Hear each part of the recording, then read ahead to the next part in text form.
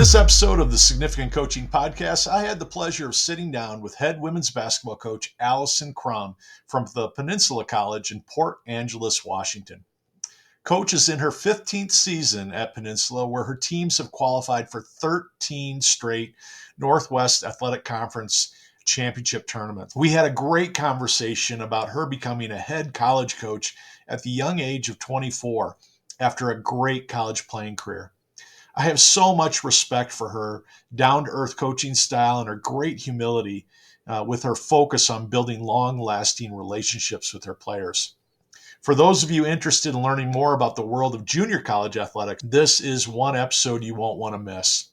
If you're enjoying these conversations, I encourage you to subscribe on your platform of choice and leave me a comment with your thoughts and questions. You can also always learn more and schedule with me at coachmattrogers.com when you want more information. All right, let's get to it. Here's my conversation with Coach Alison Crumb.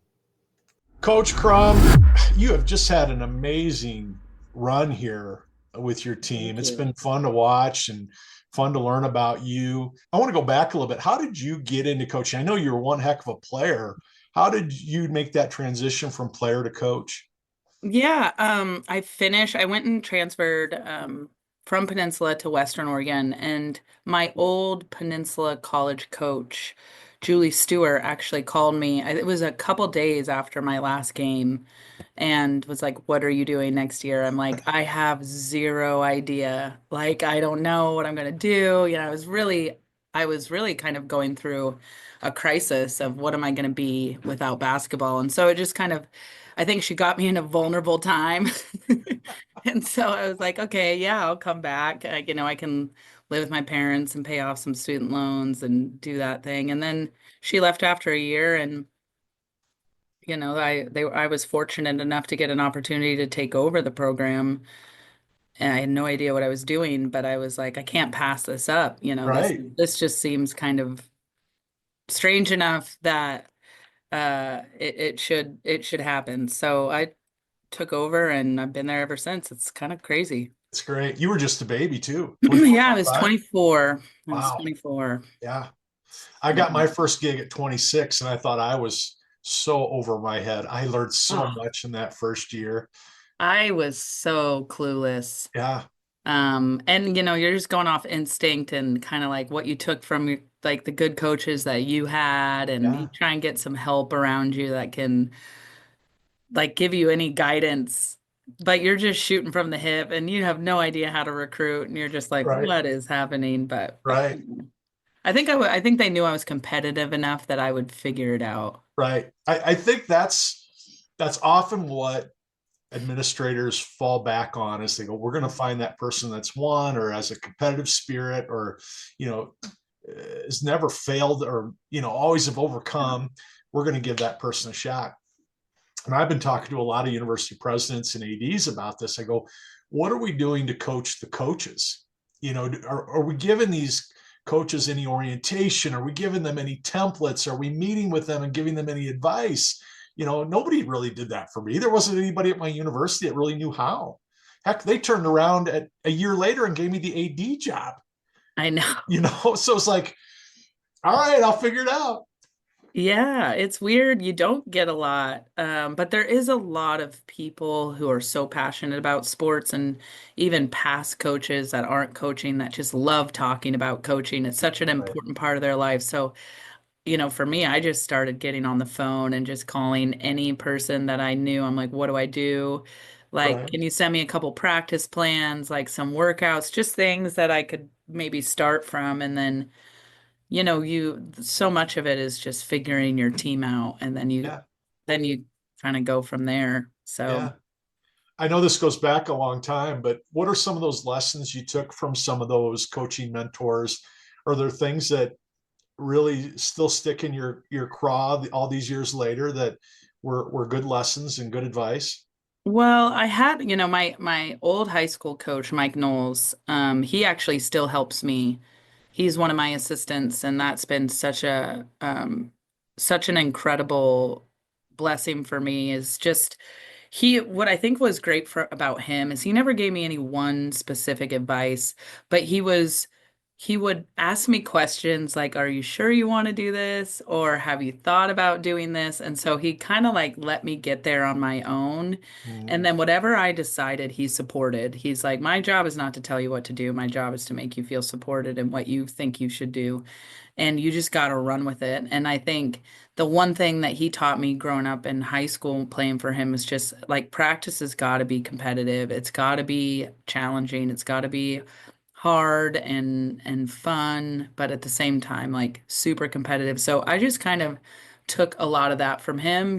We didn't even now we don't run a lot of our sit down and run of a lot of our sets just over and over and over again.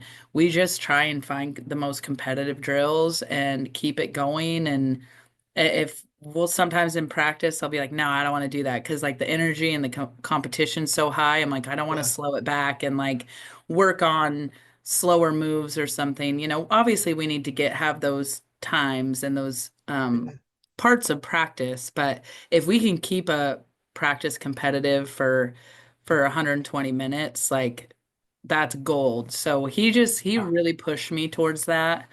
And he's been supporting me in that role like ever since. Just I keep love it that. going. That's Yeah. so fantastic. My first assistant coach when I was a head college coach for the first time was a 65-year-old retired high school coach. And I don't know if I would have survived those first 3 years without him. No, He was the same way for me.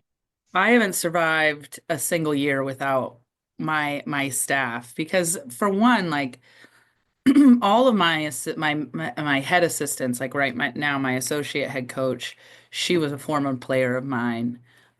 Jesse Ellis before that was a former player of mine. Danica Johnson before that was a former player of Right. mine. I've had so many coaches that were kind of I've known as a player and then as a person, like they just kind of help talk you off a cliff because they know you so well. It's not, it's I rarely pick someone to help support me just strictly on their basketball knowledge. It's kind of Right. like relationship. Like can we keep this family together and can we support each other because it's such an emotionally taxing job to be someone's like kind of everything, in high school you have your parents and your support system, but in college, especially our teams travel from all over the country, they don't have a support system except for their team and except for That's their right. coach. And we try and take that role on at a high level, but it's taxing because you learn things about these players that are, tough and you see what they're going through. And then they disappoint you sometimes. But it feels more like of a parental disappointment than just a coach. And then impossible to not take that home with you or to not like feel it throughout every single day. So if you have a coach that just gets that and can support that part of it and just say, hey, you're good or this person's good or help kind of support the players too when they don't want to come to you. Yeah. That's that's everything. I could never do this job by myself ever. I'm with you. I'm with you. The years I struggled was always when I had an assistant coach that was part time or Mhm. somebody I had to hire because I didn't have any former players or didn't have anybody that I was really close to, and I always struggled those years. So Yeah, I get it.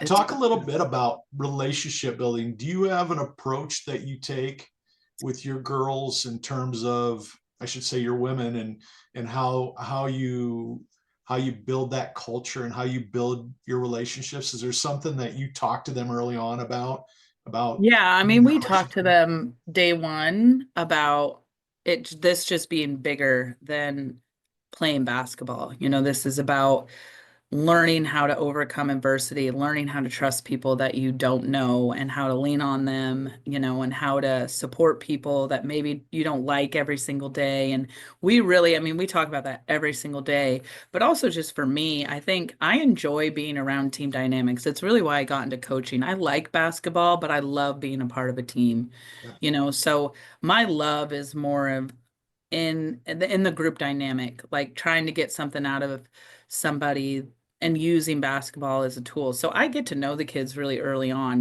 We do a lot of things that just get them out of the court so that I can understand their personality, their humor, where they come from. We just make that a really intentional in those first couple weeks to where I feel like I have some rapport with them to where I can sit them down and say, "Hey, what's going on?" And try and just pay attention to the individual person that's walking around your campus.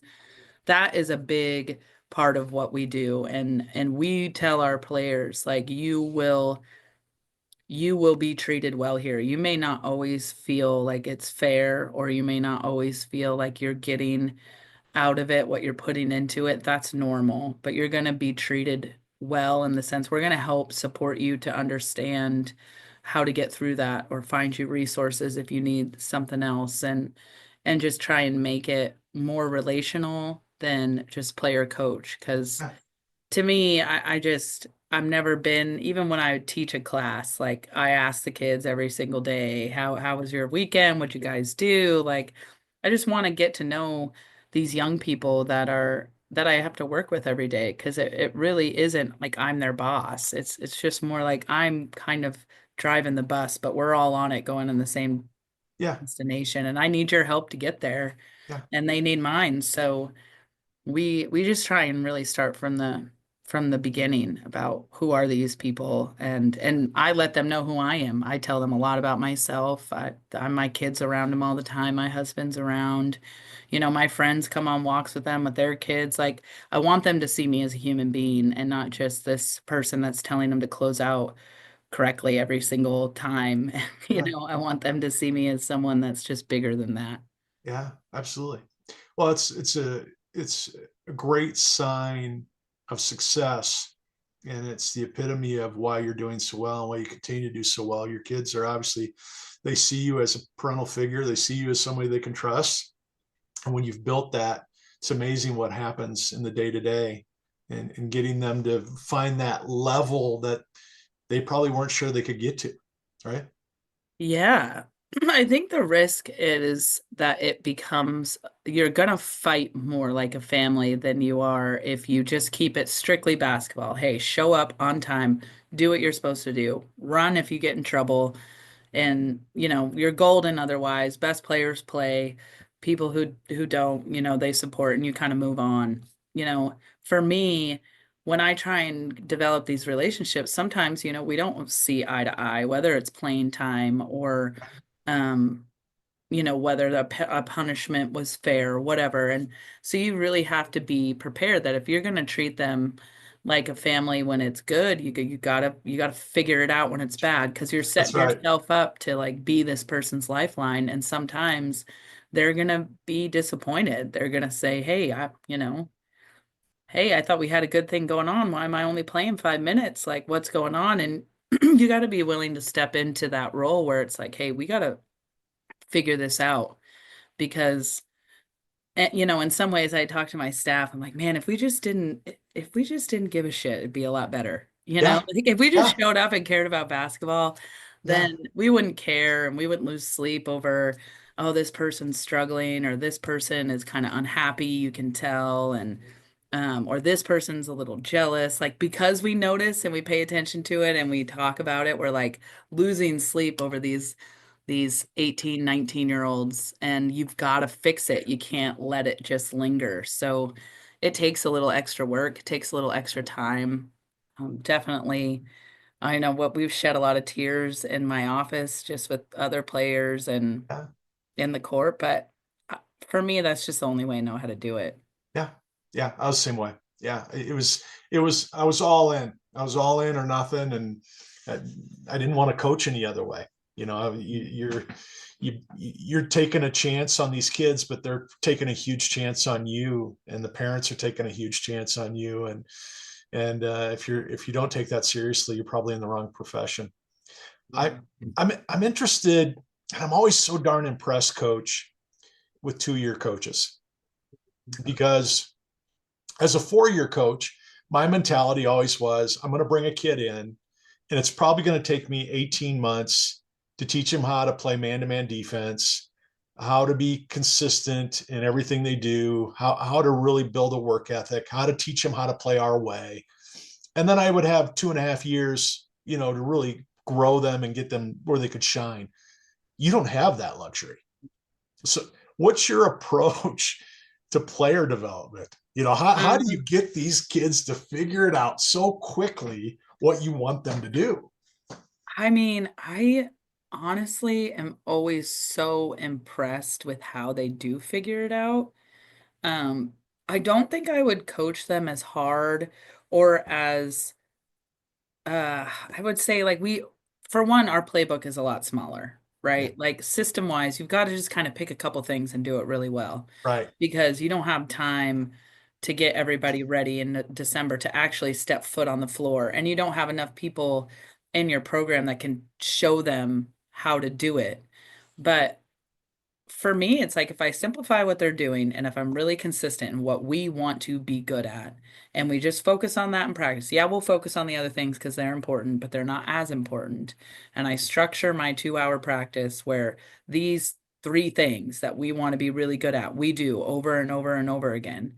I feel like at least we can develop an identity by November. We're probably not going to be good at it in November, but we know where we can get them to a point where they know when they've made a mistake.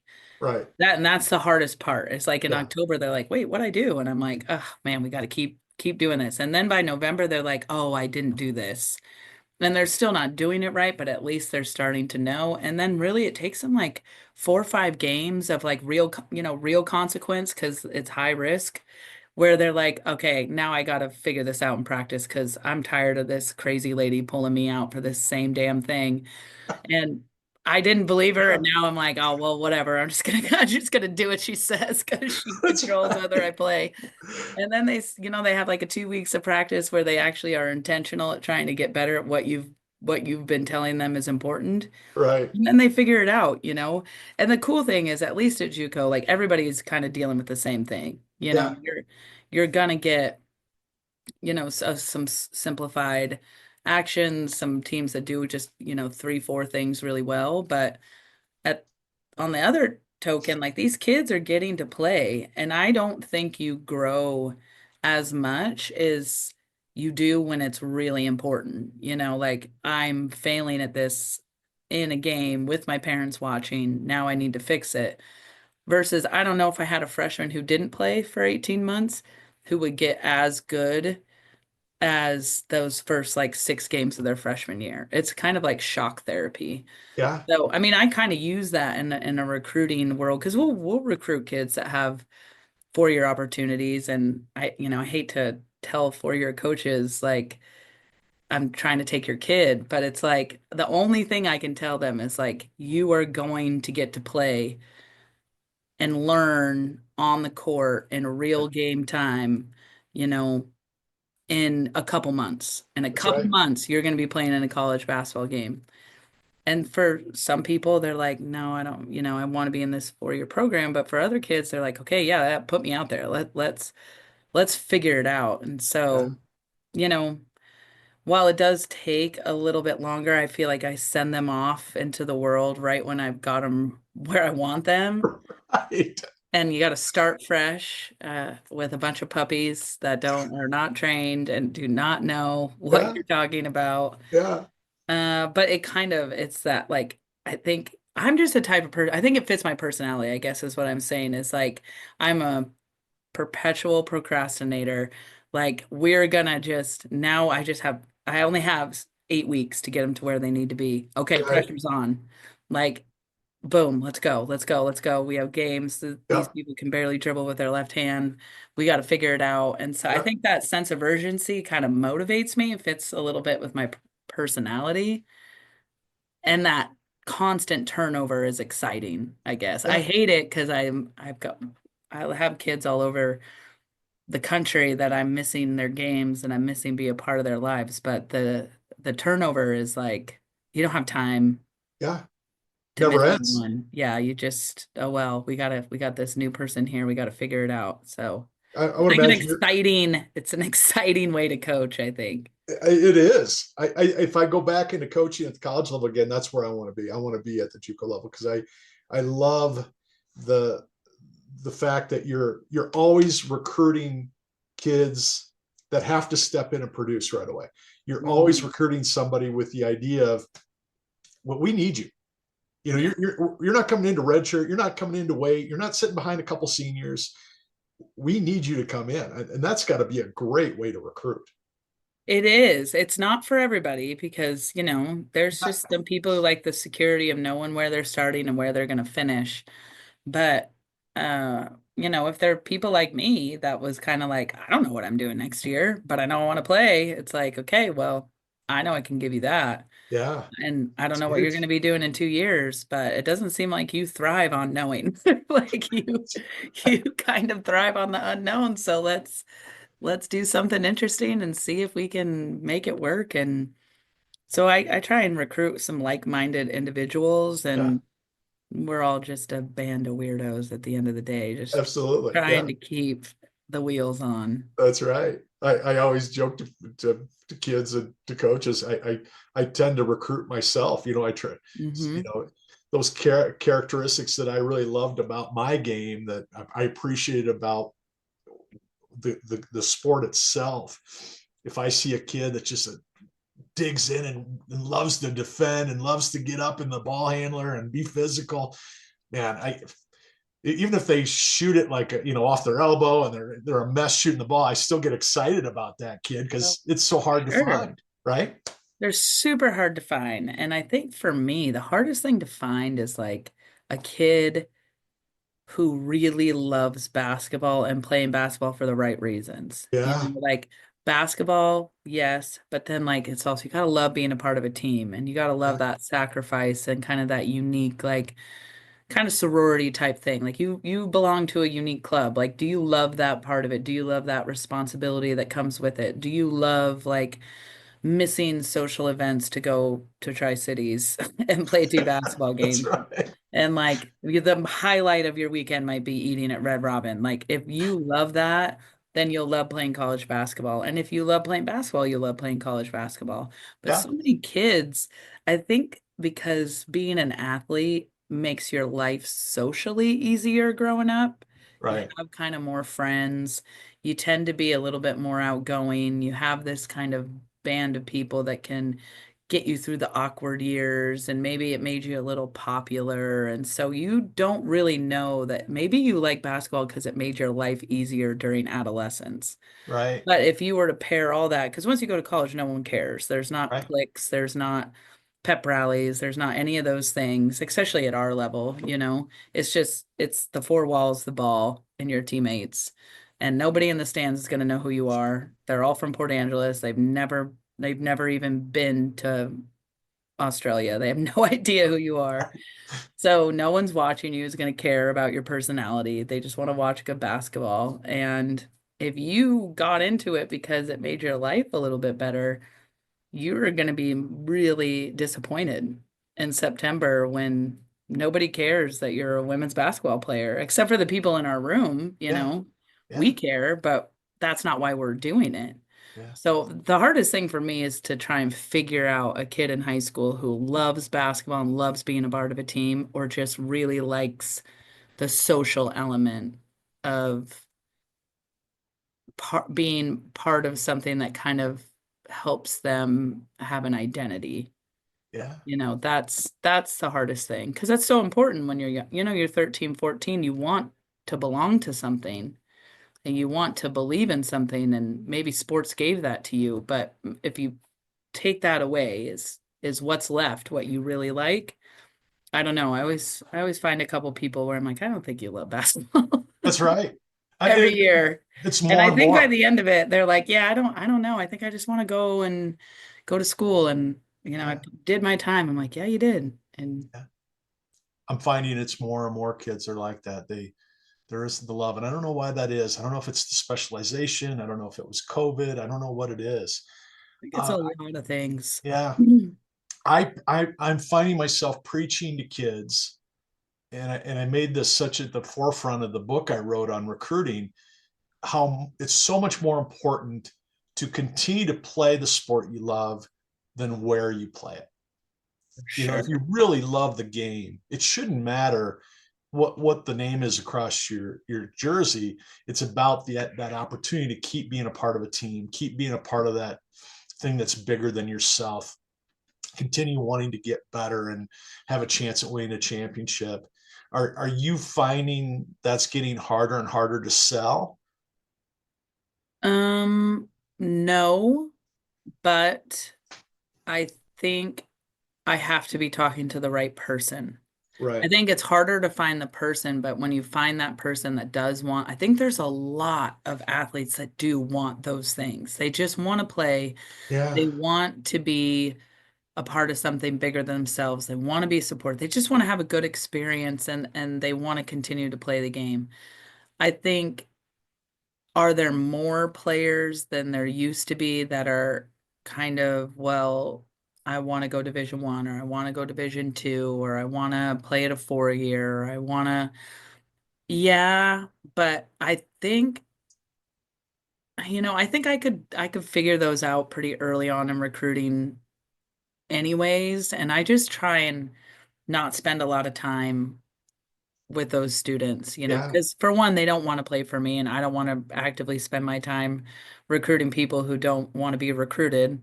Yeah. And for two, I don't think they'd be happy here, you know. Yeah. I'm intrigued by that, coach. Let's jump into recruiting. How do you start figuring some of that out so you're not wasting your time chasing a kid for 6 to 8 months when it's obvious they're not going to end up at a 2 year? What are some of those things you're looking at to kind of determine pretty quickly, this is a kid I need to invest time into, and this is a kid I need to move on from? Well, the good thing with being old now and starting at 24 is I can usually tell within the first 5 minutes of like tone, the questions they ask, like whether they're just like, yeah, yeah, that sounds good. Yeah. And you're just like, okay, I'm pulling teeth here. Let's wrap this up because or like I'll ask them, how many schools are you talking to? And they'll say, oh, I'm talking to this school and this school and this school. And if I say, oh, what do you think about Peninsula? They're like, yeah, it's good. Then, you just kind of move on. I can kind of Yeah. tell that Yeah. a kid is just not interested in what I'm saying. And so I just move on. Yeah, I think you got to cast a big net. I have enough people now, I think, that that have either sent me players or past players, coaches that I can reach out to where they know the type of kid that I'm looking for and they can give me a heads up like, hey, I think this kid really should go JUCO, but they don't want to. So you're gonna have to like sell it. And I think if you can sell it, then they'll probably want to play for you.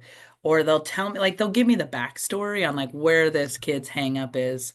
Or I'll just call them and say, no, they're not going to go JUCO. They should, but they're not going to. So don't waste your time. So for me, I just try and do some checks and balances ahead of time before I get on the phone with someone and Yeah. then we'll make it work. We're a remote college. We take a lot of players that are super remote and we take a lot of players that aren't getting heavily recruited for whatever reason. I Yeah. mean, two of my best players this year, I saw at a tournament in California and they were talking to like one other JUCO and they were first team all league last year and an MVP of the region and are getting Division 2 and low Division 1 looks right now. Nobody knew who they were. Nobody knew who they were. Yeah. Nobody knew and nobody was watching this like little Hawaiian team play in this major tournament where there's all these big Yeah. programs. And so I try and not go see like when I'm recruiting, I don't go to the major program games because I know I'm probably not going to get like an FOH kid or a Tree of Hope or whatever, maybe every once in a while, but I'm going to try and find those like teams that are playing that are, one team from a local high school that, Yeah. just has some kids and I'll try and check them out and see if I can find someone that no one else is looking at. Yeah. You've learned over the years what works and what doesn't work, and where your success rates are, and where the Oh yeah. analytics I mean, are. when I was young, I would go to all the big games and I'd Yeah. sit there and I'm sitting next to me and it's like Stanford, Yeah. South Carolina, Yeah. Notre Dame, and I'm like, oh yeah, this is a great game. And then after a year, I'm like, you are not in the right gym. Like, get out of here. You were way, yeah, it's good basketball, but like, why are you taking notes? These people are not going to talk to you. That's right. I need to go about 4 gyms over, and that's where I will be for the rest of the That's time. right. Well, there's so many kids that have no idea where to start. They just think mom and dad are spending 5 grand a year for me to play travel ball. Something good's going to come out of it. The club coach told me we're going to be visible. Well, that means nothing. Not in a facility with 50 basketball courts. So Right. And I think it's hard. It's hard. The hardest thing in recruiting is to be honest. yeah, But sometimes I feel like if I can develop a relationship, I might be able to do that. But, a lot of AU coaches are great at what they do, but at the same time, they need to fill rosters and they need to be able to pay for their organization, pay for these trips. that's right. So they're not necessarily going to tell you like, yeah, there's going to be 50 college coaches watching your game, but they're going to be watching your two teammates. They're not watching you, That's And right. so they kind of get this weird idea like, oh, wow, there's all these coaches and they're watching me. And I'm like, no, they're not. They're not watching you. They're watching your teammates. That's And, right. you kind of have to wait a little bit. You wait like a month and then when they don't get a couple calls, then you kind of swoop in and you're like, hey, I Right. saw you at that tournament. How are things going? And, they kind of come back down to reality because yeah, I think kids have a little, they just don't know where they fit in, Yeah, and they can't, they're so in the thick of it, they can't see the separation. that's right. That's the hardest part. It really is. In trying to coach them through that, to understand that there's a place out there for you. And if you're smart with learning about other schools and talking to lots of coaches and trying to figure out what you like and what you don't like and really listening. Mhm. Does this coach really like you? Do they see you as a difference maker, or they see you as a potential body? Are you just another number on their list? You're a tier 3 kid and they're really having great conversations with their tier 1 kids. So getting kids to understand that, just you got to listen to everybody, you got to have a conversation. Mhm.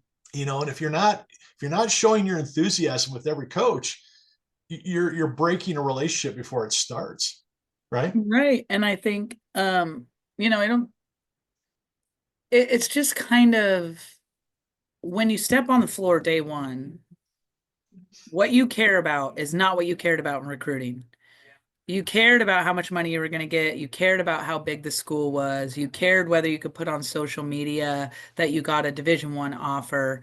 But I'm going to tell you, when you step number day one on the court with your basketball shoes and you don't feel valued and you don't feel like you really are mean anything to that program, and then you're not traveling because they don't travel red shirts, and Yeah, you're not seeing the same specialists as everyone else, and they barely talk to you because you're about 6 assistants removed.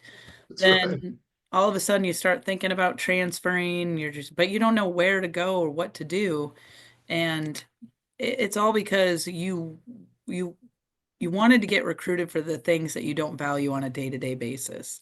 Yeah, And what makes you happy on a day-to-day basis is like, do you like your teammates? Do you like your coach? Do you feel yeah, like you're winning? Winning solves a lot of problems. Do you feel like you're going to make an impact on the team? Do you feel like you're treated as an equal, even if the minutes aren't distributed equally? Do you feel like you're getting a good education? Does the school care about women's basketball? Because let's be honest, there's a million that don't. that's right. Do they think you're important? Are your professors interested in what you're doing? Is the community coming and supporting you the way that you should be supported? Are those things, that is what's going to make or break your experience. But you can't put that all on a social media post. No, So just make sure, I always tell athletes, just even my kids who are being recruited, I'm like, just make sure that the place you're going to is you're choosing that place because that's what's going to make you happy day one when you step into the gym. that's And right. if you get paid a little bit more money to go there, great. But if it's only about the money and you're not going to be thinking about the money on your 10th day of practice, then you got to make some You got to make a priority list. And if you have this great connection with this coach and they want you and you just love it, but they're paying you $5,000 less. I always tell my players, I'm like, you can find $5,000. I'll help you find a scholarship. We can find Right. it. Yeah. Go to that school. And they're like, oh, I know, but my parents. And I'm like, tell your parents you'll figure out the money. Tell your parents you'll get a second job. Go to the school that you're going to be happy with because that's where you're going to finish. Yeah. You go to the school you're not going to be happy, then you're going to quit in 1 year. Yeah. That's right. That's right. It's great advice. I, a lot of parents, high school coaches, and prospects listen to this podcast, Coach. I want them to kind of hear how your brain works. I'm going to put you on the sideline where we've been talking about. What are some of those skills or qualities that you're looking for when you're watching players? What are those things that just kind of, man, they just grab your attention and you can't let go of it? I mean, when I see here's what I will do. First free throw of the game. I hate AAU tournaments that don't have free throws, by the I way. agree. That's a I hear you. side note. I watch to see what people are doing in that 10, 15 seconds where they can interact with their teammate or their coach. And when I see a kid look over at their teammate and they're like, hey, you got this person? Okay, cool. Or even better yet, make a switch. Hey, no, I'll take her. Or hey, we're in motion or we're in this. Or if Yeah, I see someone after the after that play on the free throw, like someone's down and they go up to their teammate and they just pat them on the back, say, hey, you're good. Like that's the kind of stuff I look for because you can't teach it and you that's want to right. teach it so bad. You're every single day you're like, come on, like this is a free timeout. Go talk to your teammate.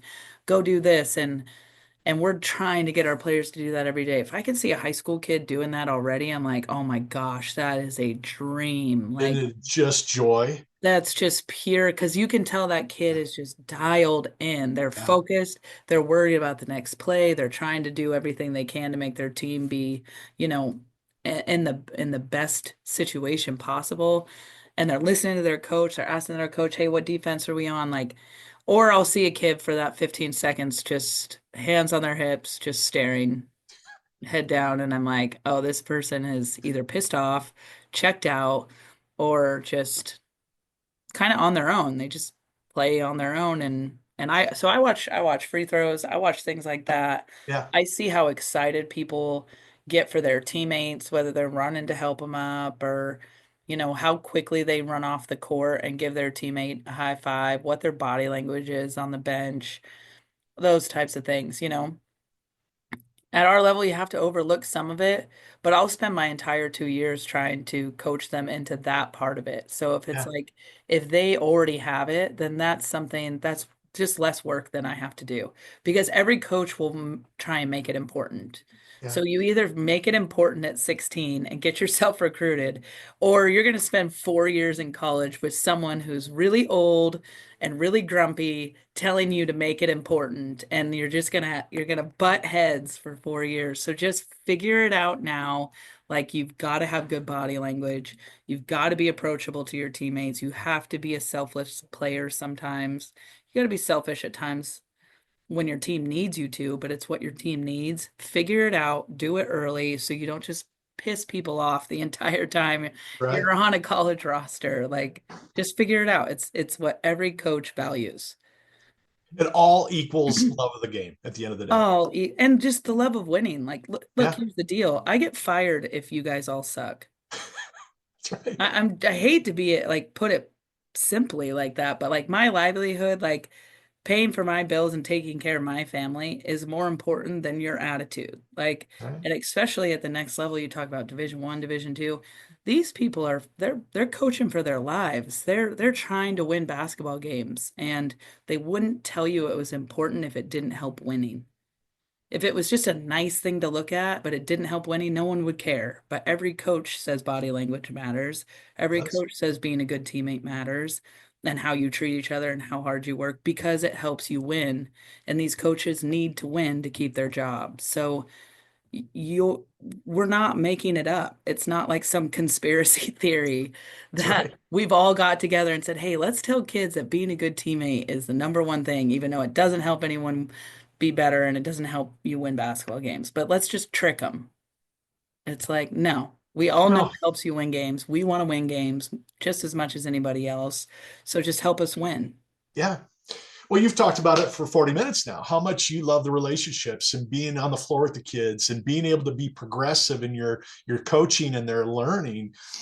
And when you got a kid that's got a bad attitude, you already know that's going to stall and paralyze everything you want to do to find joy in your program that leads to winning.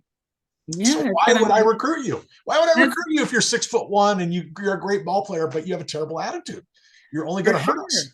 That's I right. mean, or if because you just have had so many in your program too, you just realize like for me, it's like, okay, I can figure out a way to get other players to buy in without your help. Okay, cool. Congratulations. I'm good at doing my job. But it's going to paralyze you for the That's right. rest of your life. Thank you. Yeah. It's So it. you need to figure it out so that we can have more success, but also you need to figure it out before you just become a 40-year-old Yeah. that people don't like to work with because you can't seem to get along or support a bigger message. And that is going to make it very difficult for you to move up in companies, for you to get. So just like, let me help you break down that barrier because it's up for some reason. And if I can help you bring it down, you're not just going to help our team, you're going to help your life. Yeah. And And it's that's what it's about. it's amazing to me how many parents thank me for that when I say that to their child directly, because the parents will come back and say, we've been trying to get that through to them and they needed to hear it from somebody besides us. It's not always a parental mistake or an issue.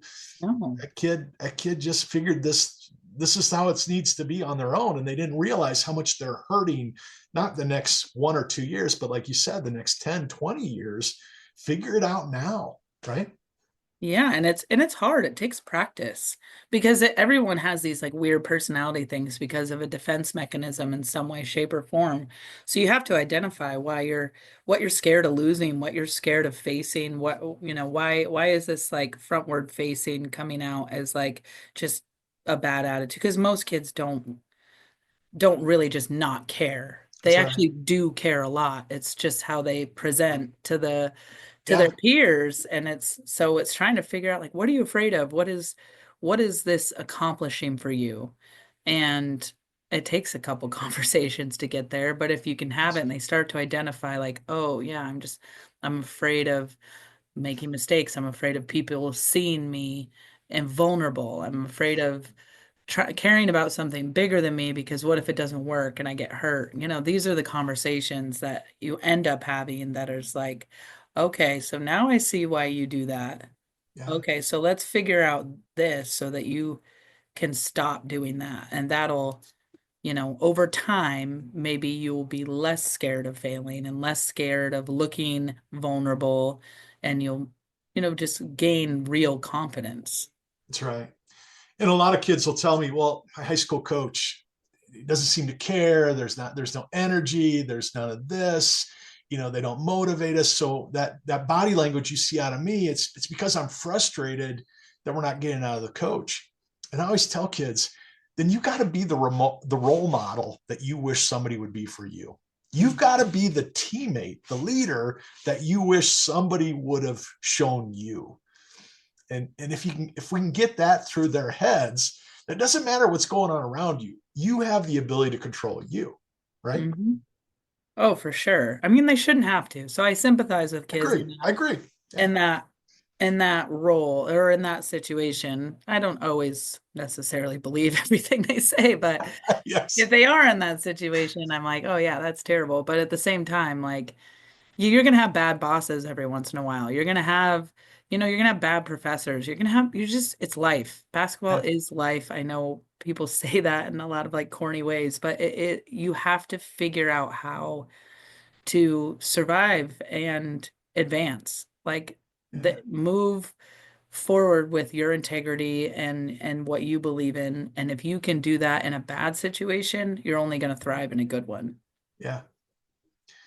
Coach, give me the one big challenge that you face as a college coach, and then maybe the one joy that makes you want to get up in the morning as a college coach. Ugh, challenge driving. No.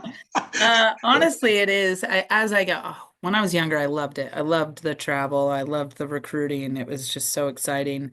As I get older, I have to kind of psych myself up for it a little bit more because I am spending time away from my family and I'm not as young as I used to be. You Sleep. didn't have a 3-year-old back then. Yeah, I like my own bed and I like to, have my weekends. But so that would be the really the only downside. And there are some nights that I lose sleep over, that I know I wouldn't if I just worked a 9 to 5 and Right. got a paycheck and whatever. But I think that leads into the positive of just I don't feel like there's anyone who does anything more important than what I do.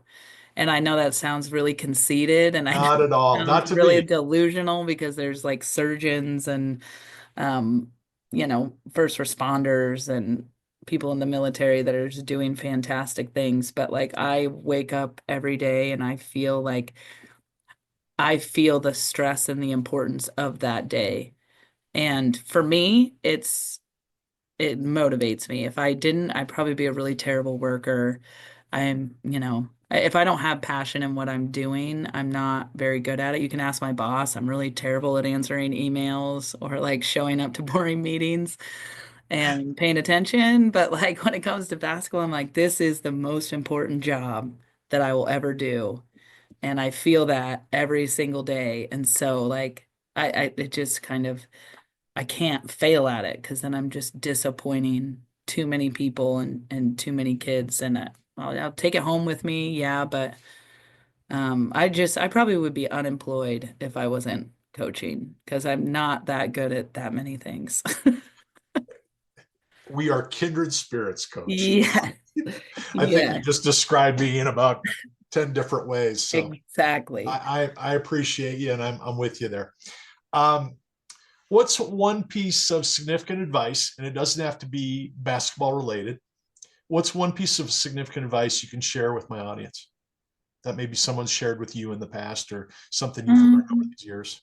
well, I've been just reading a lot about talent, and so maybe this is just on the forefront of my mind. I haven't necessarily had anyone tell me about it, but I I want my players to understand that what they have is a talent, and if they can do it for as long as possible, it really is kind of an unnoticed skill. But I don't think that there's anything more a young person can do at the age of 12 or 13, at least that you can prove to me, where you're using more synapses, more engagement, like you're thinking on the fly, you're solving problems on the fly, you're communicating on the fly, you're moving your body, you're emotionally invested, you're going to get a score immediately. You don't have time to downplay, how you did on a test and get the results later. You're going to get it right away. You're going to fail in front of a bunch of people and you have to deal with it in a super quick and um uh like impressive way almost to just keep it moving.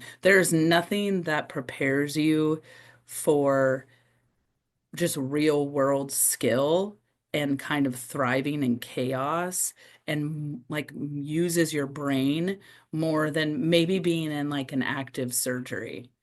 But like other than that, like what you're doing for 2 hours is super talented. Like even if you're not making your shots, Yeah. like just moving and thinking and then having to change what you just did on the exact next play because you did it wrong and then having to communicate that to your teammate and then having to like constantly on the fly make these decisions. You're just making decisions over and over and over again. Like it is such a talent that people do, and Love that. it's academically talented. Like there's not a subject that you do that teaches you all those critical thinking things that you're doing. So like if you're doing it, it's not a waste of time. If someone told you you're just playing a sport, tell them to go kick rocks because what they do and what you do is totally different. And I find athletes, especially team athletes of any sport, supremely talented and very capable of being like real world assets Yeah. during and after their sport. So, like parents, kids, your kids are incredibly talented. I just mean their brain is Yeah. super talented and just remember that it's not a hobby. It's a skill that you're doing every single day that you can take into the real world. And usually these people thrive because they're conditioned to, and they're incredibly smart. I love it. I just love it. I I've thought about what you've just said in so many different ways. I feel like I'm really good on a highway driving a car Hmm. because of being a basketball player, to being able to adapt and see things happen 4 or 5 For sure. steps ahead. And you know, I, my son and I saw an accident right in front of us the other day, and I was able to react, and 4 or 5 cars hit each other, and I was able to get us out of the way. And it all comes back to being a basketball player and having to adapt to defenses and being trapped and having to go really, really fast and make 10 decisions in a second.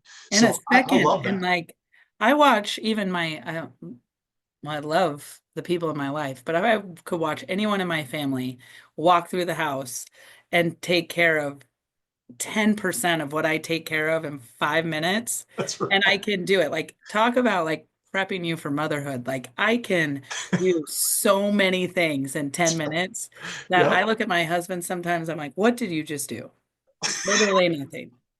But I can literally have this house in shape ready for us all to leave, and everything is accounted for in 10 minutes because my brain is capable of like responding to that kind of stress. Right. Like, it's super fun. Like under pressure, I can handle it. I know you got to go teach a class, coach. So thank you so much for your No, time thank you. and your Super fun. wisdom. It was a blast. You've got a huge fan in me. Anything I can do for you, if you ever need a player, you call me, and I can talk their ear off about how great of experience they're going to have for you just within an hour talking to you. So I know I could probably talk to you for 5 hours. We're just geeks. We we are. are That's just why I do nerds this, at because heart. that's this is what I miss. Yeah, we're just nerds at heart. Yeah. So if I get up into your neck of the woods, if you'll let me, I'm going to come sneak Oh, into a oh, practice heck sometime. yeah. Come on in. Yeah. Coach, good luck. I know your Thank first you. game's right around the corner. We'll be cheering Yep. with you. Enjoy that little one, and we'll talk soon. Okay. Take care, Matt. Well, that's a wrap for this episode of the Significant Coaching Podcast. I'd like to thank Coach Alison Crumb for a very fun conversation on coaching, recruiting, and player development. It's obvious to me why she's become one of the best coaches in her division. If you're enjoying these conversations, please click that subscribe and like buttons. If you're interested in working with me or scheduling me to speak at your school organization, you can schedule a free strategy session at coachmattrogers.com. Thanks again for listening. Have a significant week. Goodbye until next time.